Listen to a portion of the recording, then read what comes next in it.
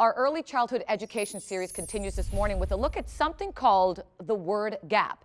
Now, this is a fascinating topic and a very important one as we all work to improve educational opportunities nationwide for our children. So let's welcome back Dr. Ilana Yalo, CEO of KinderCare Early Learning Programs at Knowledge Universe. Good morning. Thank you so much for having me here, Olga. I'm so glad you're here. Great topic, really important. Doctor, what exactly is the word gap? So the word gap actually looks at language exposure for young children. Children from more affluent homes are actually exposed to 215,000 words per week. 215,000 per week? Per week. Wow. Yeah, and children from more middle-class homes get half that, about 125,000 words per week.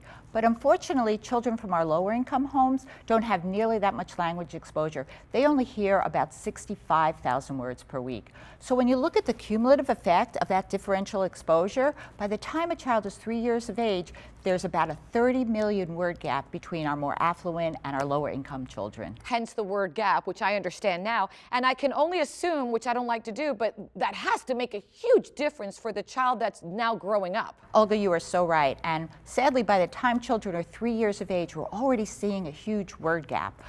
Children who have more language exposure from the more affluent homes, they have a vocabulary of about 1,200 words per week.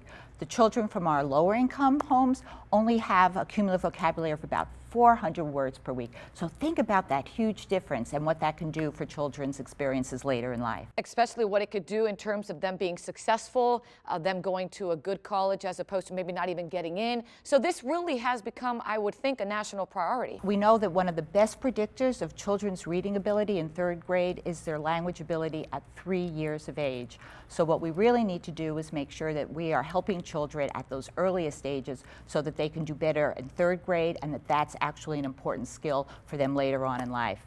It's so important that I was invited to a summit at the White House to discuss that very topic. And what happened there and what was the focus? So the focus, they brought together neuroscientists, research scientists, they had policymakers, foundations, and the whole goal was to talk about what can we do as a nation to really narrow that word gap.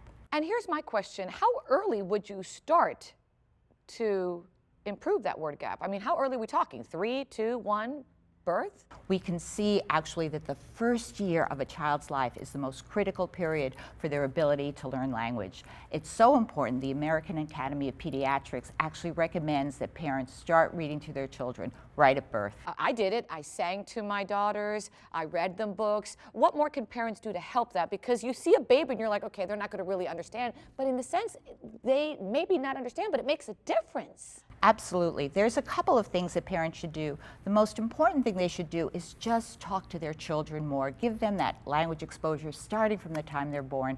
You should read to your baby. You can sing with your baby. You can talk with your baby. So all of these things are contributing to helping them have much better vocabularies. And let's take it outside of the home. I'm assuming daily activities, you can also make it work. I'll be driving with my kids. I'll see a word on a billboard and I'll be like, vocab word, and they laugh. Little things like that too, right? It's the little things, and it's not just the number of words that children hear, it's the richness of the conversation that you're having with them. So as you said, when you say vocab word, let's talk about that. So if you're driving and you pass by a store, talk about what might be going on at that store, or you see something familiar.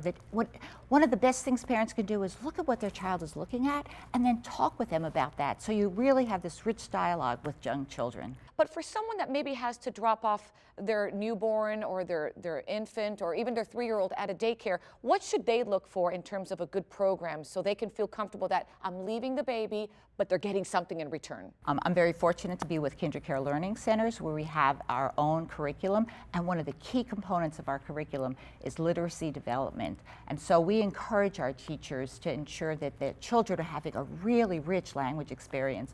They have books in all of our classrooms, even starting with our babies. They talk with the children when they're engaging in those routine activities, when they're feeding the babies, when they're changing their diapers. When they're reading a book, they don't just read the words on the book, they actually talk with the children about what they think might happen next, what's going on in this story, and they relate it to the children's lives. And at KinderCare, are there other ways that maybe they take that knowledge a step up without the book?